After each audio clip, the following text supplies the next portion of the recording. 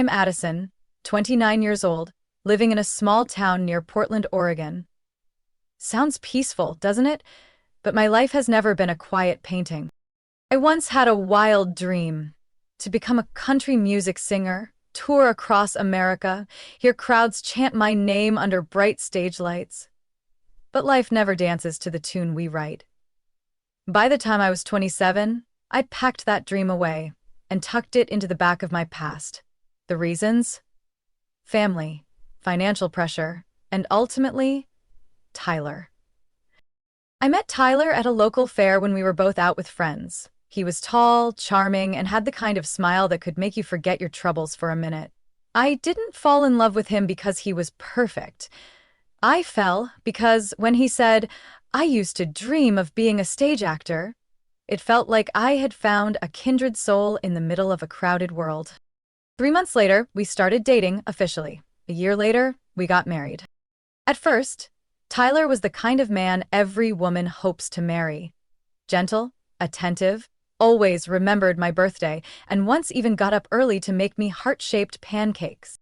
Tyler now works as a manager at a logistics company headquartered in Seattle. He's constantly traveling or working late. As for me, after quitting my job at the bank, I began freelancing as an accountant so I could have more flexible hours. Especially since we lived close to his family. The in-laws. If I had to dedicate an entire chapter of my life to them, it would be titled "A Different Planet Called My In-Laws." Tyler has a half-sister named Maribel. She's 24. When she was little, she got encephalitis. What started as an ordinary fever turned into something much worse. Since then, she hasn't spoken and was diagnosed with severe motor impairment. Her mother has taken care of nearly everything for her. I remember the first time I met Maribel. She just stared at me with pale gray eyes. No words, no reaction. And yet, I felt an odd closeness to her. There was something in her eyes, not resignation, but a calm kind of awareness. Over time, I learned how to communicate with her, using glances, hand gestures, and even long silences that somehow meant more than words. The total opposite of Maribel was her mother, Helen, my mother-in-law. A control freak with a microscope for a personality, and she never once truly liked me, not even in the quietest family dinners. Helen came to our house so often, I sometimes wondered if she had secretly installed a GPS tracker on my car. Every visit felt like a surprise inspection, from how I folded kitchen towels to how Tyler's shoes were arranged in the closet. "A woman who lets her husband go out looking sloppy is already a failure," she once said, locking eyes with me, not blinking. Another time, when she saw me napping in the afternoon, "Addison, no one in this house has the right to be lazy, especially when you're the newest member of this family." I tried, many times, to build some kind of relationship with her. Homemade cakes, spa days, quietly cleaning up after her unannounced drop-ins. But Helen didn't budge. Every word I said was dissected, every action judged. At first, Tyler defended me. "Mom's just old-fashioned, don't take it personally," he used to say. But over time, work pulled him away. He started coming home late, talking less, and every time his mom had something negative to say about me, he just stayed silent. The kind of silence that cuts deeper than words. And then one day, everything shifted. Tyler came home, dropped his backpack, and said, "Mom's going on vacation with the family. You'll stay back and take care of Maribel." I froze. That trip had been the family's dream for months, and clearly, I wasn't part of that dream. There was something shady hiding behind Helen's cold smile and Tyler's strange quiet. That was when I started to realize, maybe I was never truly a part of this family. That night, after dinner, a dinner where I was the only one cleaning dishes while everyone else lounged on the sofa watching a travel show, Tyler suddenly spoke up. "Addison, you should pack to stay at Mom's for a few days. We're heading to Hawaii." I nearly dropped the glass in my hand. "We?" I asked, feeling my heartbeat spike. Tyler glanced away, then turned to his mom, who'd been silently peeling apples, her knife tapping rhythmically against the cutting board. "You mean your whole family?" I pressed. That's when Helen spoke. her voice colder than the air outside. Vacations should be comfortable for everyone, and clearly you'll be much more comfortable staying behind with Maribel. I looked at Tyler, hoping he'd say something, anything, to defend me, but he just shrugged, like this had all been settled. You're closest to Maribel, right? You understand her, know how to communicate with her. Mom trusts you. I think you're the best fit to care for her while we're gone. I was speechless. And weak in that old creaky house under Helen's judgmental watch, and now I was to look after a girl the whole family saw as a burden while they all danced around Maui sipping cocktails? And I'm not invited? I asked, my voice low. Tyler frowned, as if I was the unreasonable one. I booked everything already, it's all set. And then why are you only telling me now? Because I knew you'd argue? But Mom thought if we told you together, you'd take it better. That's when it hit me. They had planned this together. They didn't ask, they didn't care how I felt. They made the decision like I was just an accessory in their household system. I looked at Helen, who gave a smug little nod. Don't overthink it, Addison. If you really care about Maribel like you say you do, then staying with her for 1 week shouldn't be that big of a deal. It's not that big of a deal? I once hoped this trip would be a way for Tyler and me to reconnect, to fix whatever had faded between us. Instead, I was being cast aside like a housekeeper. Hurt wasn't a strong enough word for what I felt. But then I looked over at Maribel, silent in the corner, watching everything with those pale, unreadable eyes. Even knowing I was being used, I gave a small nod. All right, I'll stay. Tyler let out a breath, relieved. Great. I'll have Mom send you Maribel's medication schedule and dietary plan. No need, I said, eyes still on Maribel. I know her better than anyone here. The air in the room thickened. Helen's smirk faded. Maybe she hadn't expected me to agree so easily. She narrowed her eyes. Let me just say this. If anything happens to Maribel while we're gone, you'll be fully responsible. That wasn't a suggestion, it was a warning. I stayed silent. Not out of fear, but because a creeping instinct had started to settle in. That something wasn't right, and they were hiding it. Maribel still said nothing. But as I stepped closer and placed my hand on her shoulder, she tilted her head, pressed her lips together, and winked. Just one wink. But it was enough to send a chill down my spine. It wasn't a twitch. It wasn't a spasm.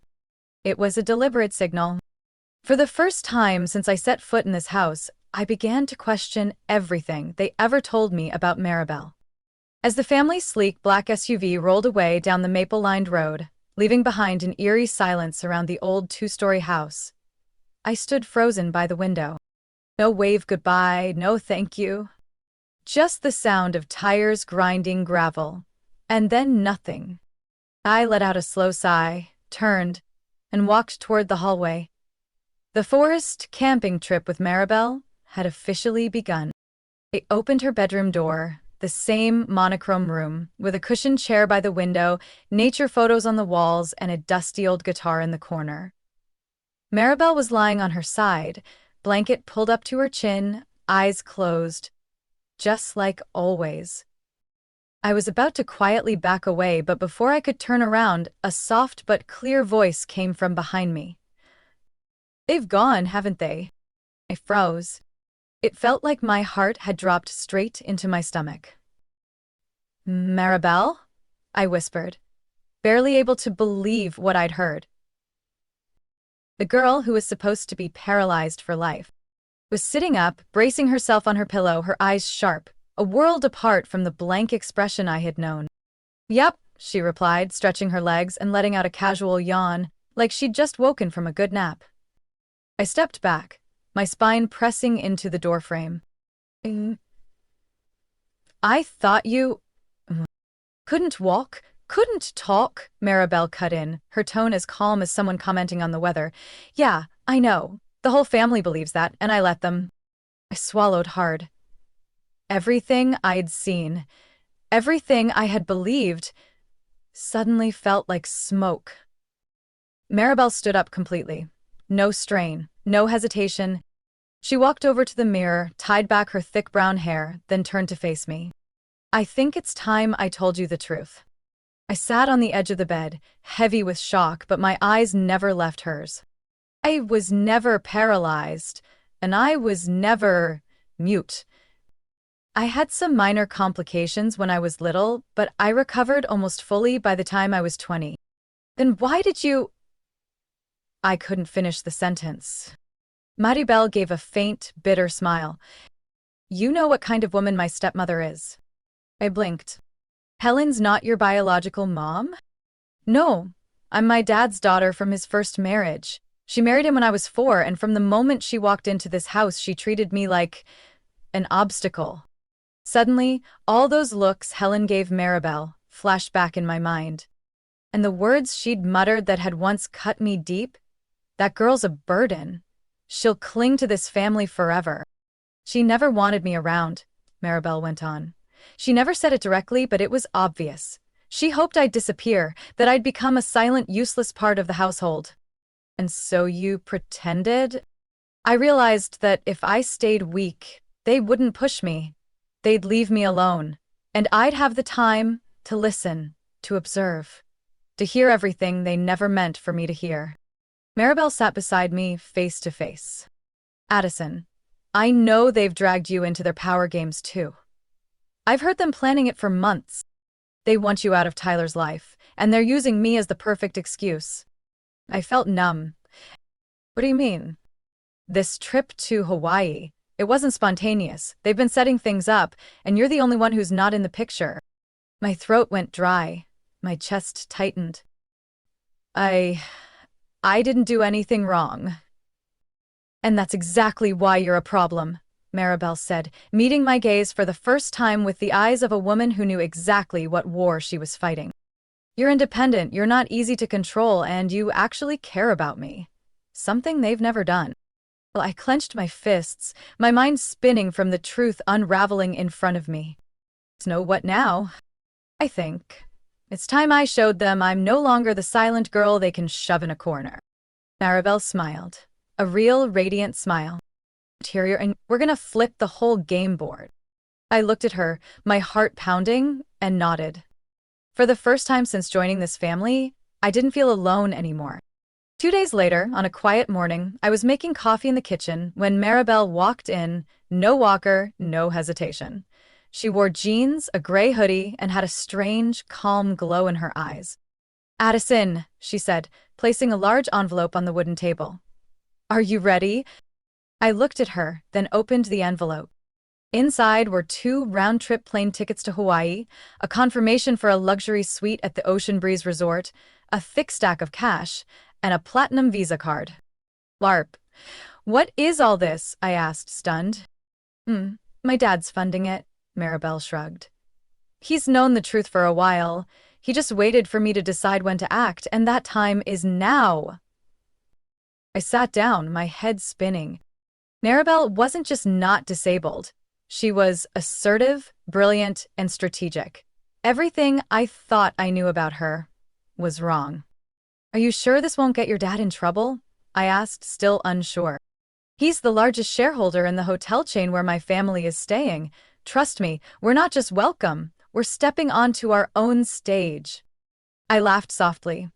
Part nerves, part the realization that I was finally doing the right thing after staying silent for too long. That afternoon, we flew out from a small regional airport in Eugene, Oregon, a different one from where Tyler's family had departed just as planned. During the flight, Maribel went over the plan like a seasoned strategist. My family arrived yesterday. They're in a VIP suite on the 7th floor. My mom loves dining in the resort's private restaurant. That's where we'll accidentally run into them. And Tyler? I asked, my voice cold. We'll be sitting next to his mom, and he's definitely not going alone. I turned to look at Maribel, but she didn't offer any more explanation. A bad feeling hit me hard.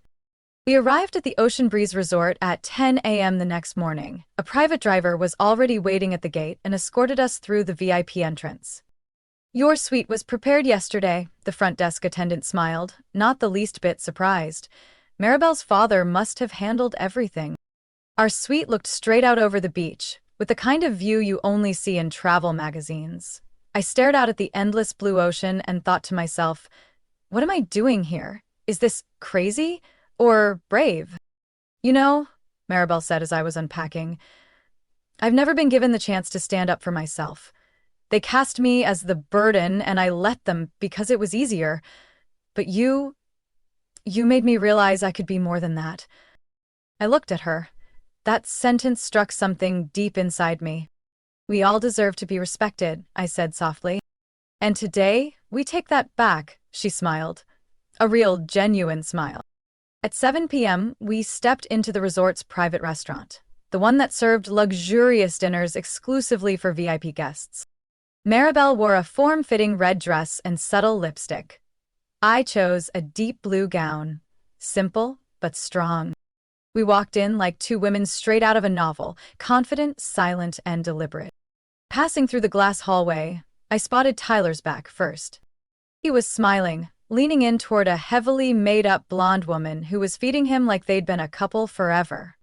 Right beside them was Helen, raising her wine glass like she had nothing in the world to worry about. They had no idea the storm had just entered the room. "You ready?" Maribel asked. I squeezed her hand gently. Never been more ready. Seashell Bay, the resort's restaurant, glowed in soft amber lights. The clink of glasses blended with quiet piano music from the corner stage. Everything was perfect. So perfect it was almost eerie. Maribel and I chose a tucked-away table about 4 tables from Tyler's family, close enough to hear if they weren't careful. And right on cue, Tyler wasn't careful. He leaned in close to the blonde, a woman I'd never seen before. She wore an expensive one-shouldered dress and a massive sapphire ring. The two giggled, clinking their red wine glasses, while Helen twirled her fork slowly, like she was waiting for good news. I gripped my water glass tightly. Maribel placed her hand over mine gently, signaling, "Wait. We need proof." And the proof came faster than I expected.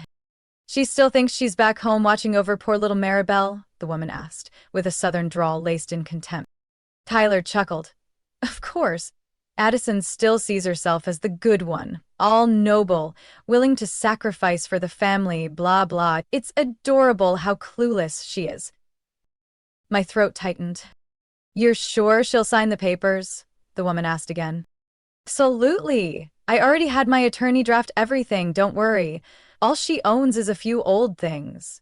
We won't have to split much. We just need to push her to sign fast." Then Helen chimed in with a line that almost made me leap across the room. "This family has tolerated that girl long enough. I told you the day you married her. She's a bad lottery ticket. No money, no connections, just some broken little singing dream. I never understood why you kept her around so long." My heart felt crushed in a vice. My cheeks burned hot, but my whole body went cold. "But you played your hand right," Helen continued, "brought her back to take care of Maribel, so she thinks she still matters to the family. Meanwhile, you finalize everything and slide the new one in." Tyler nodded like he was discussing a business deal, not a marriage.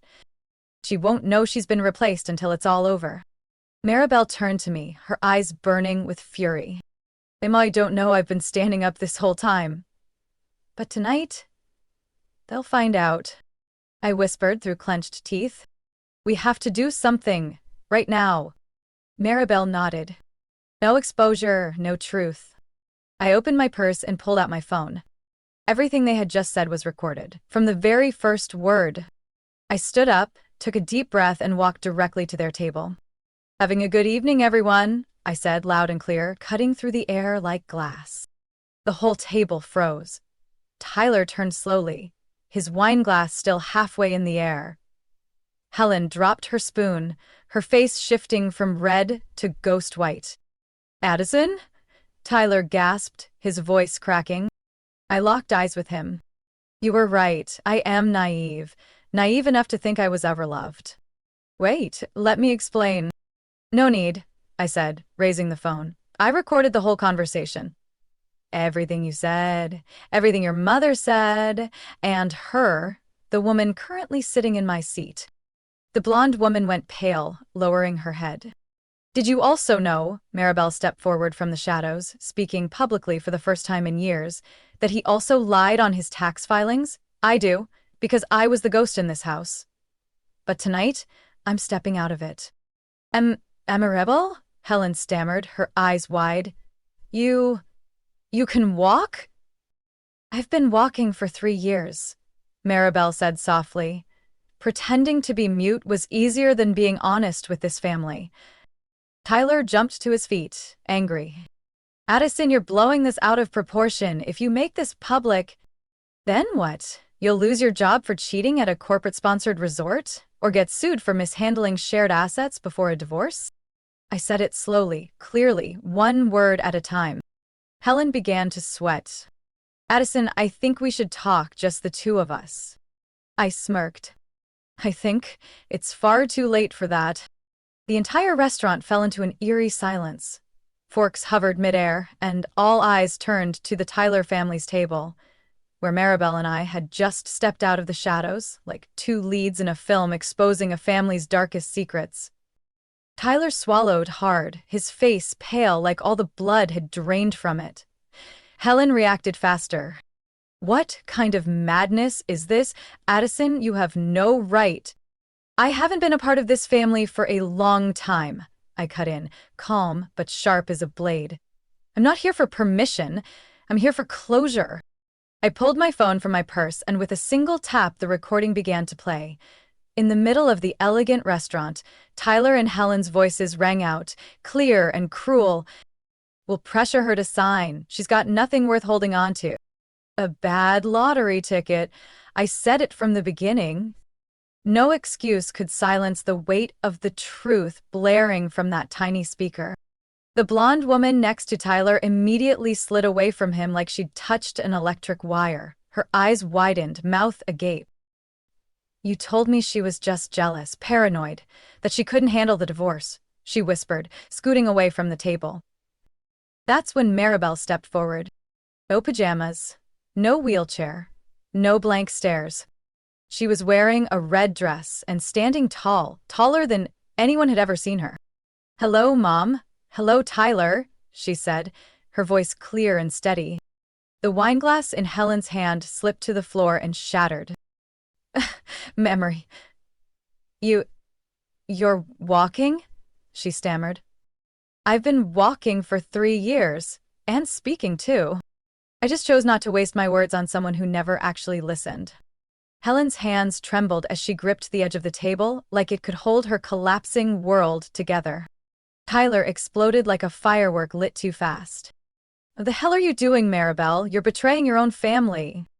Maribel narrowed her eyes. Family? I only see people who tried to box me up, use me as a shield to manipulate others. Then she turned to me. Addison's the only person who's ever seen me as a human being.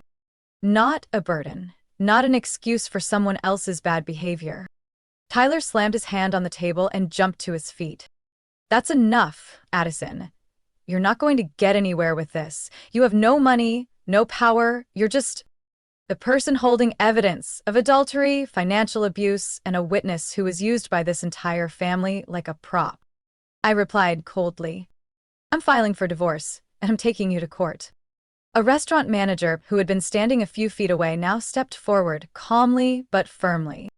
I'm sorry, sir. We've had multiple complaints about noise and offensive language. I'm going to have to ask you to leave immediately. He's the one causing the disruption, I said, pointing directly at Tyler. And I can provide the audio if needed. Tyler looked at me, his rage fading into panic. Addison, please. Don't do this.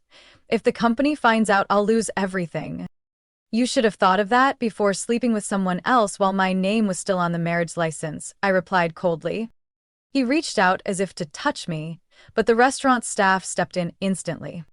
Seconds later, 2 security guards arrived, calm but firm, and escorted Tyler out of the restaurant, while a room full of guests looked on. Helen collapsed back into her chair like someone had yanked the imaginary throne out from under her. The blonde woman stood up and walked out without saying a single word. Maribel and I exchanged a glance. We didn't need to say a thing. We had just dismantled a system of lies right in the place they thought was safest. 3 days after returning from Hawaii, I walked into the law office with the energy of someone who had nothing left to lose, which made me stronger than ever. The office was on the 8th floor of a red brick building in downtown Portland with a gleaming brass sign, Mason and Pierce, LLP. I'd been referred there by Lana, an old college friend. And the lawyer handling my divorce would be Nicole Whitman, 34 years old, known around the city as the Steel Smile. Nicole Addison, I've heard your story, and let me just say, Nicole smiled, her voice sharp but warm. Hicked the wrong woman to mess with. We spent 2 hours going over everything. The restaurant recording. Photos of Tyler and the other woman on vacation, holding hands, kissing by the pool. Suspicious transfers from our joint accounts, including a $7,200 charge for a secret engagement ring. Perfect, Nicole nodded. Along with filing for divorce on grounds of proven infidelity, we can sue his mistress for interference in a legal marriage. I want to go all the way, I said. Not just for me, but for everyone who's ever been treated like a bad lottery ticket. Nicole smiled like I had just passed a hidden test. Then let's make sure they don't sleep well at night. 4 weeks later, the divorce was finalized. Tyler, under guidance from his legal team, suggested settling. We refused. The court ordered him to pay $85,000 in compensation for misusing marital assets and forced him to pull from his retirement account to cover the remainder. His mistress, Kendra Price, owner of a luxury spa in Bellevue, was sued separately and settled out of court. Though the details were confidential, over $40,000 was wired to my account through Nicole's office just 2 weeks later. Tyler lost his job shortly after the company got wind of everything, thanks to an anonymous tip that I will never confirm came from Maribel, though she knows exactly who sent it. And Helen. After Maribel publicly revealed her ability to walk and speak, Helen was removed from her husband's will. A man who had apparently known the truth all along, quietly testing his wife's loyalty. Maribel moved to Santa Fe, New Mexico, opened a small art gallery, and now sells the abstract pieces she spent years painting in silence. She also gave her first interview on a podcast about disability and the invisible cages built by society, and sometimes by family. As for me, I left the old apartment and moved into a small home near the pine forests of Bend, Oregon. I revived my old music dream, not for fame, but just to write songs for myself. Sometimes I post them on YouTube, and surprisingly, people are listening. One night, as I was adjusting the audio on a new track, my phone buzzed. A text from an unknown number. Addison, I was wrong. Can you forgive me? I've lost my job, lost everything. My mom moved out too. Please, just talk to me. It was Tyler. I looked at the message, not with anger, but with a strange calm. I typed a short reply. I forgive you, but I don't forget. And I'm not coming back. Then I blocked the number. After that, I stepped out onto the porch where Maribel had just arrived. 2 glasses of wine waited on the wooden table. Still thinking about sending that email to the radio station? She asked, half joking. I took a sip of wine, gazing up at the star-filled sky. No, I think I'll write a song instead. Maribel laughed. A song for who? For me, for the women who've been hurt but still stood up. And for a bad lottery ticket, that just turned into the jackpot. It was a late fall afternoon in Bend, Oregon. Freezing cold, but golden sunlight poured across my porch as if the universe itself was sending congratulations for the new life I'd reclaimed. I was brewing coffee when the doorbell rang. At first, I thought Maribel had come earlier than expected. But when I looked through the peephole, the ceramic mug nearly slipped from my hand. Standing at the door were Tyler and Helen. No designer suits, no makeup, no smug glances. Just 2 people, worn down, hollow-eyed, and shivering in the bitter cold. Tyler wore a frayed jacket, eyes sunken, stubble overgrown.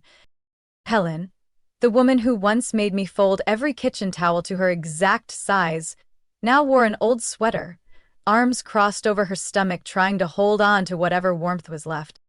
Addison, please. Tyler's voice was hoarse. I know. I know I messed up. But right now, I've got nothing left. I opened the door, but didn't undo the latch. Enough to see them. Not enough to let them in. She left me. Kendra, he added. She only wanted money. When she found out I lost my job, the accounts were frozen from the lawsuit. She vanished. No goodbye. I said nothing. I just stared. Helen finally spoke, her voice choked. Addison, I know I was wrong. I was too harsh. I treated you poorly. But I was just a mother looking out for her son. Now I have no home, no money, no one left to turn to. I looked at her, the same woman who once called me a bad lottery ticket, who treated me like a tool for keeping Tyler and the family happy. Now she stood on my doorstep, frail hands trembling, teary eyes searching mine like they were hoping for a miracle. We just need a little help, Tyler whispered. A place to stay, maybe some food or just forgiveness. After a moment of silence, I replied. My voice wasn't raised. It wasn't cold. It was like a stream of icy water flowing straight through the heart. I begged you to believe in me. I pleaded for you to accept me as part of this family. And you both chose to crush that kindness. Now you've lost your job, been abandoned, and you want me to pick up the pieces you smashed? Tyler lowered his head, hands trembling. Helen began to cry. But this time, the tears held no power. I slowly began to close the door, then paused halfway. I've forgiven you. But forgiveness doesn't mean forgetting. And it sure as hell doesn't mean letting you back into my life. I reached down and picked up a jar of herbal sea salt from the shelf beside the door, a gift from Maribel after our trip to Hawaii. Then I opened the door one final time, stepped out onto the frozen stone steps, and gently sprinkled handfuls of salt across the threshold, each toss like a chalk line sealing the past behind me. Tyler and his mother just stood there, silent statues. And I stood tall, sunlight touching my hair, the wind biting at my cheeks, but my soul strangely warm. Leave my life? This time, for good. I said it without rage, without spite. Just closure. I turned, walked back into the house and shut the door. No begging. No one called out after me. Just the wind, whistling past the porch, as if sweeping away the last ashes of a long, long nightmare. That night, I lit a candle on the wooden table by the window. The flame flickered gently, reflecting off a new photo. Me and Maribel, two women, hand in hand, beaming in the middle of a garden full of crimson leaves. No one controls me now. No one defines my worth. I have nothing left to prove. I survived. I stood up. And I won. And this new life? Trying to write it myself. Line by line. Note by note. My way. My story began with betrayal. But it ends with freedom. And sometimes, freedom doesn't come from forgiving others, but from refusing to let them hurt you ever again. Addison's story isn't just a journey out of a toxic marriage. It's a powerful reminder that being kind doesn't mean being silent. In real life, many people, especially women, stay stuck in families that don't respect them, thinking silence means keeping peace. But Addison showed us, when you speak up and step out of the shadows, you don't just save yourself, you reclaim your worth, your voice, and your future. What do you think about Addison's journey and the fate of Tyler and Helen? Share your thoughts in the comments below, and don't forget to subscribe for more powerful, emotional, real-life family stories.